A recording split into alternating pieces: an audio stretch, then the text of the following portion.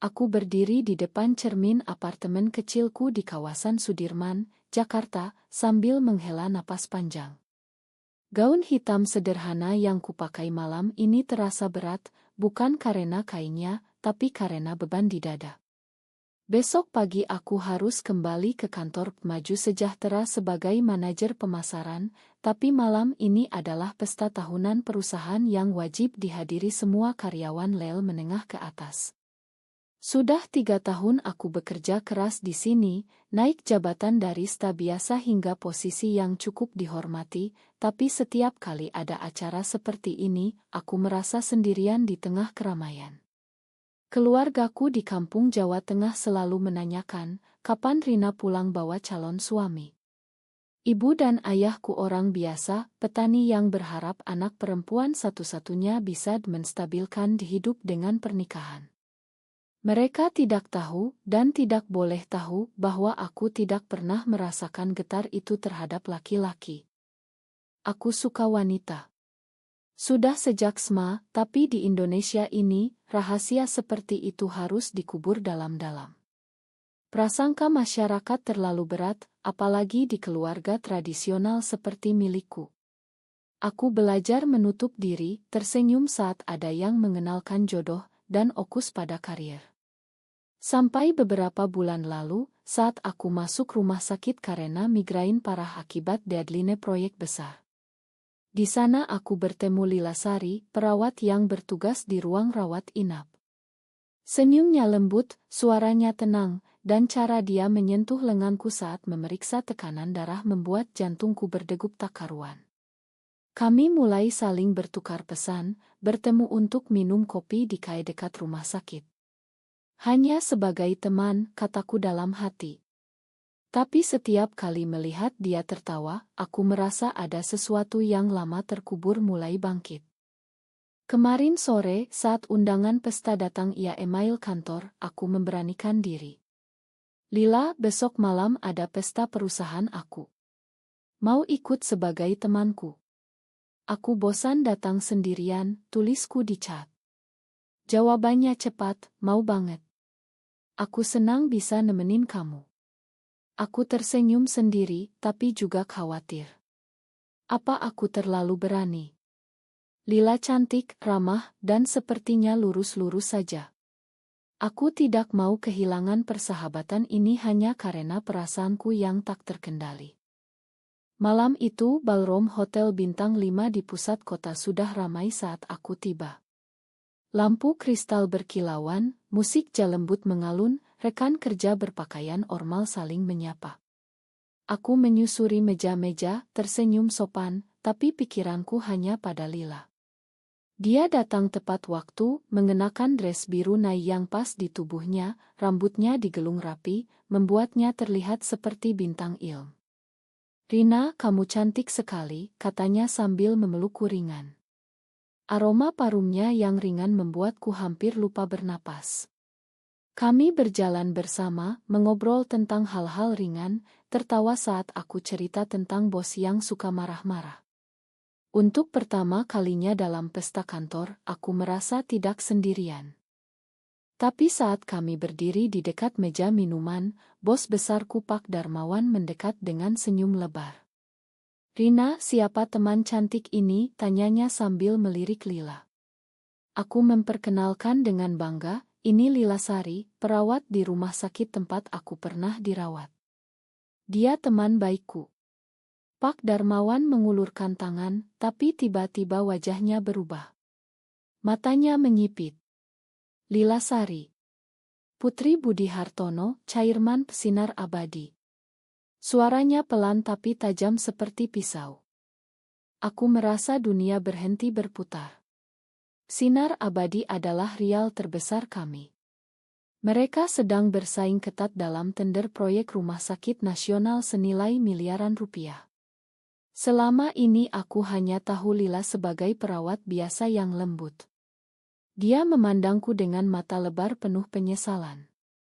Rina, aku tidak bilang karena aku tidak mau kamu berpikir aku anak orang kaya yang sombong.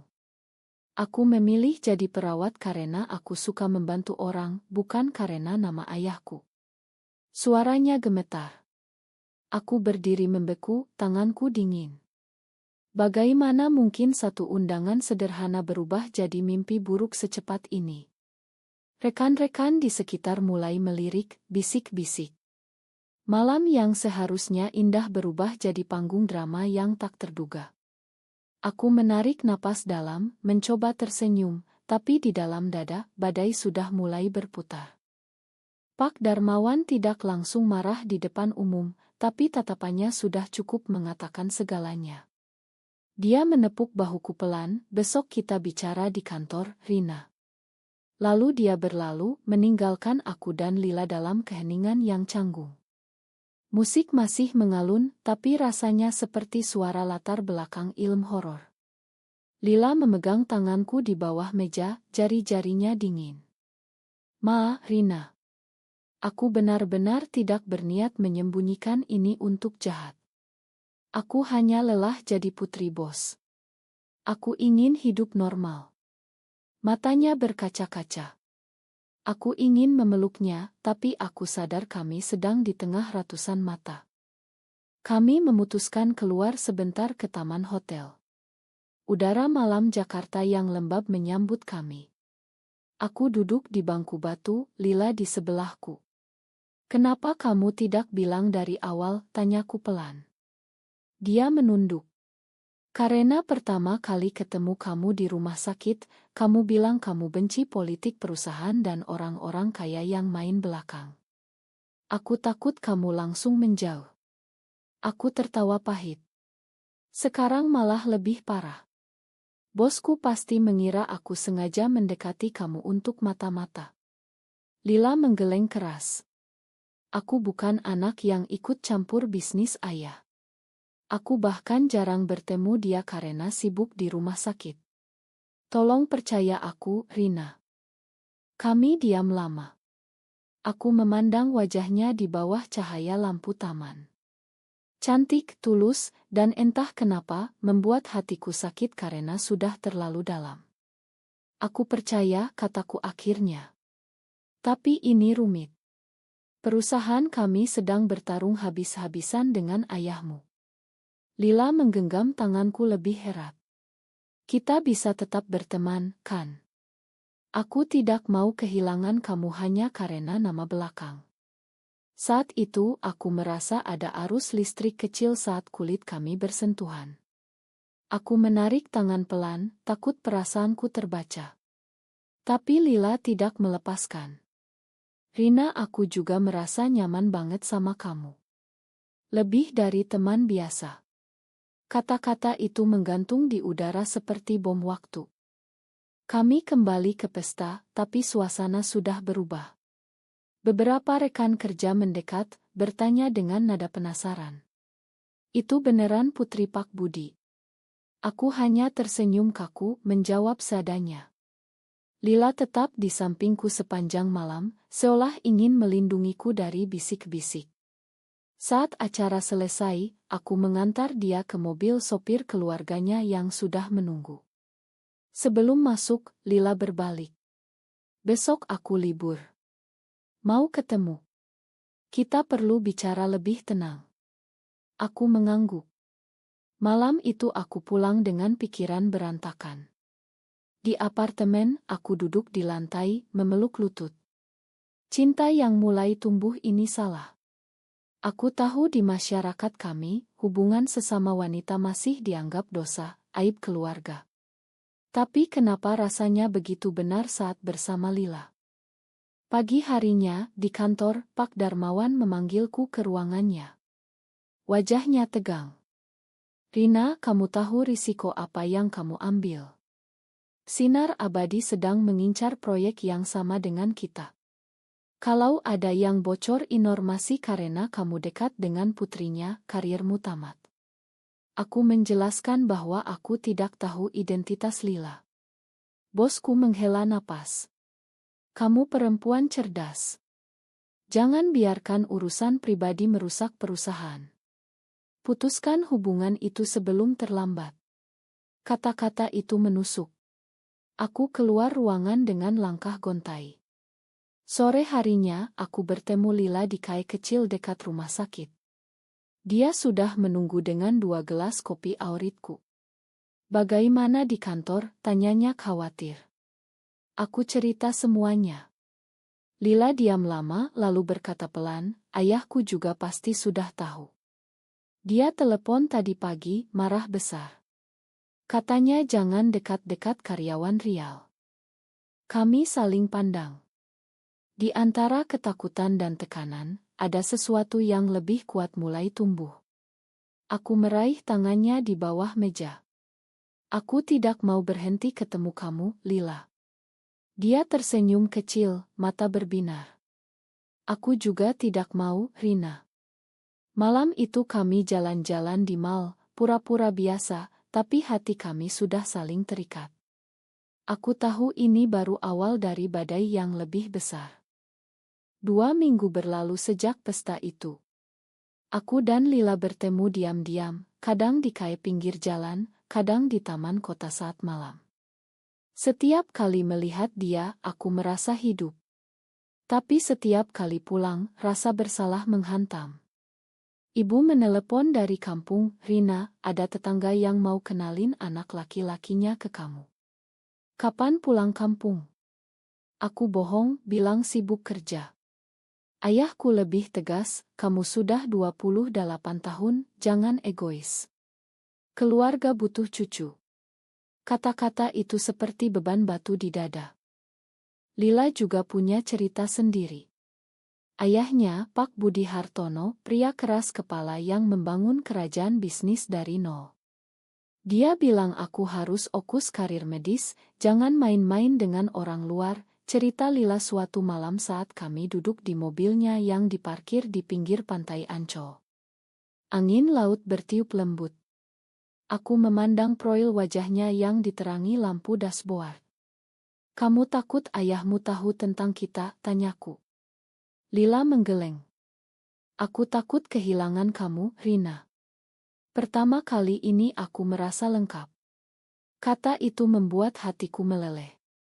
Kami saling pandang lama, lalu Lila mendekat, keningnya menyentuh keningku. Aku suka kamu lebih dari teman. Aku menutup mata, air mata jatuh. Aku juga, Lila. Tapi dunia kita tidak inginkan. Keesokan harinya, bencana kecil datang. Rekan kerjaku, Andi, yang selama ini dekat denganku, melihat aku dan Lila di kai.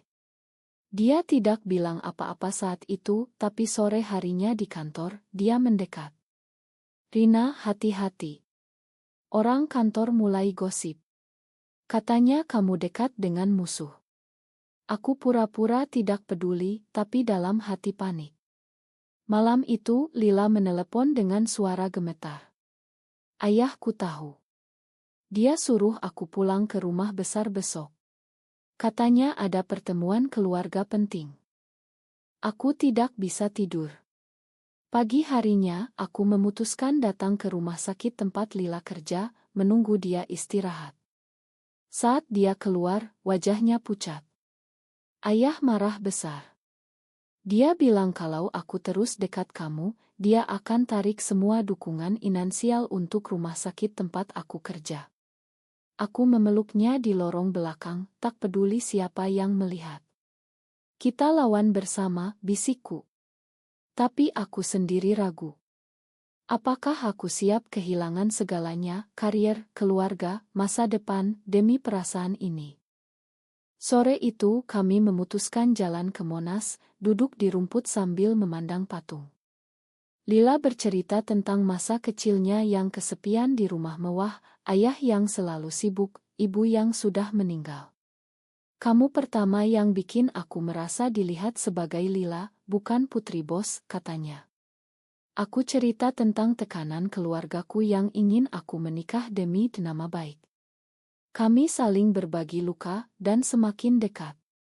Tapi saat matahari terbenam, telepon Lila berdering. Ayahnya. Dia angkat dengan tangan gemetar. Pembicaraan singkat, tapi wajahnya berubah. Dia mau ketemu kamu besok, Rina. Di kantor ayahku. Aku setuju, meski jantungku seperti mau copot.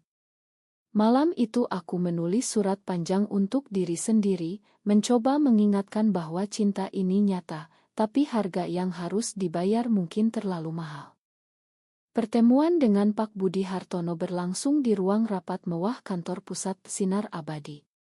Aku datang sendirian, gaun kantor rapi, tapi tangan dingin berkeringat. Lila sudah ada di sana, duduk di samping ayahnya dengan wajah tegang. Pak Budi, pria 60-an dengan rambut uban dan tatapan tajam, memandangku seperti musuh. Jadi kamu Rina Pratiwi, karyawan Maju Sejahtera yang dekat dengan putriku, katanya langsung. Suaranya rendah tapi mengintimidasi. Aku menjelaskan semuanya, pertemuan di rumah sakit, persahabatan, undangan pesta yang tak disengaja. Saya tidak tahu identitas Lila saat mengundang dia, kataku tegas. Pak Budi tertawa dingin. Tapi sekarang kamu tahu. Dan kamu masih dekat. Apa motimu? Mata-mata. Atau sesuatu yang lebih? Dia melirik Lila dengan tatapan penuh kecewa. Lila memegang tangan ayahnya. Ayah, Rina orang baik. Kami saling suka. Ini bukan permainan bisnis. Ruangan hening. Pak Budi berdiri, berjalan mondar-mandir. Di keluarga ini kami tidak terima hal seperti ini. Kamu perempuan, Lila. Harusnya kamu pikirkan masa depan, pernikahan, anak. Bukan ini. Kata terakhir dicapkan dengan jijik. Aku merasa darahku mendidih. Pak, cinta tidak memilih gender. Saya hormati Bapak, tapi saya tidak bisa berhenti merasakan ini. Lila menangis pelan.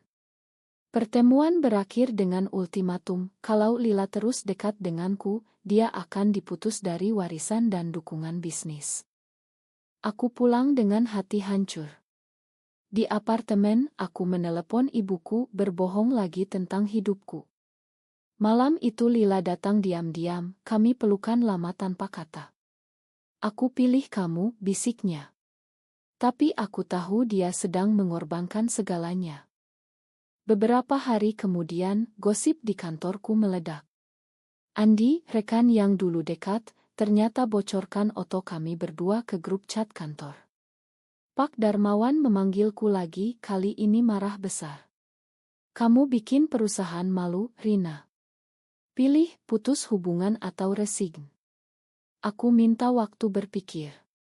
Lila juga dihadapkan pada pilihan serupa di rumah sakit, ayahnya tekan manajemen untuk memindahkannya ke cabang luar kota. Kami bertemu di tempat rahasia, sebuah apartemen kecil yang kubeli dengan tabungan. Di sana untuk pertama kali, kami bicara tentang masa depan. Kalau kita lari bersama, apa yang tersisa, tanyaku. Lila memandangku dengan mata penuh tekad. Kita punya satu sama lain. Tapi di dalam, aku mulai ragu. Apakah aku egois kalau meminta dia tinggalkan keluarga kaya raya demi hidup sederhana bersamaku? Konflik batin ini membuatku tak bisa tidur berhari-hari. Tekanan semakin berat. Ibu datang ke Jakarta tiba-tiba, katanya khawatir karena aku jarang pulang. Dia menginap di apartemenku, dan tanpa sengaja melihat chat Lila di ponselku yang tertinggal. Malam itu, ibu menangis terseduh. Rina, apa yang kamu lakukan? Ini dosa besar. Keluarga kita akan malu di kampung. Tinggalkan perempuan itu, nikah sama laki-laki baik-baik. Aku duduk di lantai, menangis bersama ibu. Aku mencoba jelaskan bahwa ini cinta tulus, tapi ibu hanya menggeleng. Kamu anakku, aku tidak mau lihat kamu menderita seumur hidup. Di kantor, situasi semakin buruk. Tender proyek hilang karena gosip, dan aku jadi kambing hitam. Pak Darmawan memberi ultimatum resmi, resign dalam 2 minggu. Lila juga dipindah ke cabang Bandung. Kami bertemu di stasiun sebelum dia berangkat, pelukan lama di antara kerumunan orang. Tunggu aku, Rina. Aku akan cari cara, katanya. Tapi aku merasa ini akhir. Aku mulai mempertanyakan segalanya. Apakah cinta ini layak jika harus mengorbankan keluarga, karier, dan nama baik? Aku pergi ke masjid sendirian, berdoa, mencari jawaban. Tapi hati tetap menarik ke Lila. Beberapa hari kemudian, Lila kabur dari Bandung, datang ke apartemenku malam-malam. Aku tidak tahan jauh dari kamu, katanya sambil menangis. Kami bicara semalaman tentang mimpi, ketakutan, dan harga yang sudah dibayar. Tapi pengkhianatan datang dari tempat tak terduga. Andi, yang dulu temanku, ternyata kerja sama dengan pihak ayah Lila untuk memisahkan kami. Dia kirim bukti chat ke Pak Budi. Pagi harinya, Pak Budi datang sendiri ke apartemenku membawa pengacara. Ini surat pernyataan. Kalau Lila tetap dengan kamu, dia tidak lagi jadi anakku. Lila berdiri di depan ayahnya, suara tegas meski gemetar. Ayah, aku pilih Rina. Aku sudah dewasa. Pak Budi pergi dengan wajah merah padam. Malam itu, Lila dan aku duduk di balkon, memandang lampu kota. Kita kehilangan segalanya, kataku. Dia memelukku. Tapi kita dapat satu sama lain. Aku tersenyum lemah. Tapi di dalam, aku tahu perjuangan baru saja dimulai. 6 bulan kemudian, hidup kami berubah total. Aku resign dari perusahaan, mulai usaha kecil konsultan pemasaran sendiri. Lila keluar dari rumah sakit, kerja di klinik swasta kecil. Kami tinggal bersama di apartemen sederhana, jauh dari kemewahan dan tekanan keluarga besar. Tapi harga yang dibayar mahal. Ibu dan ayahku jarang telepon, hanya pesan singkat saat lebaran. Pak Budi masih menolak Lila, meski kadang kirim uang diam-diam. Masyarakat sekitar mulai gosip, tapi kami belajar tak peduli. Suatu malam, Lila memelukku dari belakang saat aku masak. Kamu menyesal? Tanyanya pelan. Aku berbalik, memandang matanya yang masih sama cerahnya seperti pertama ketemu. Tidak. Tapi aku belajar bahwa cinta harus berani bayar harga. Kami tertawa, tapi ada luka yang masih menganga. Aku sering terbangun tengah malam, memikirkan apakah pilihan ini benar. Apakah aku egois? Apakah Lila pantas kehilangan warisan demi aku? Kami mulai terlibat di komunitas kecil yang mendukung hak-hak perempuan, diam-diam berbagi cerita dengan yang mengalami hal sama. Perlahan, ada rasa damai. Tapi saat lebaran tahun ini, ibuku menelepon, suaranya pelan. Rina, pulanglah. Ayah sakit. Dia ingin lihat kamu. Aku pergi sendiri, Lila menunggu di Jakarta. Di kampung, ayahku memandangku lama. Kamu bahagia? Tanyanya. Aku mengangguk. Dia tidak bilang ma, tapi memelukku untuk pertama kali setelah bertahun-tahun. Mungkin itu awal penyembuhan. Lila dan aku masih bersama, belajar setiap hari bahwa cinta sesama wanita bukan akhir dunia, tapi awal perjuangan.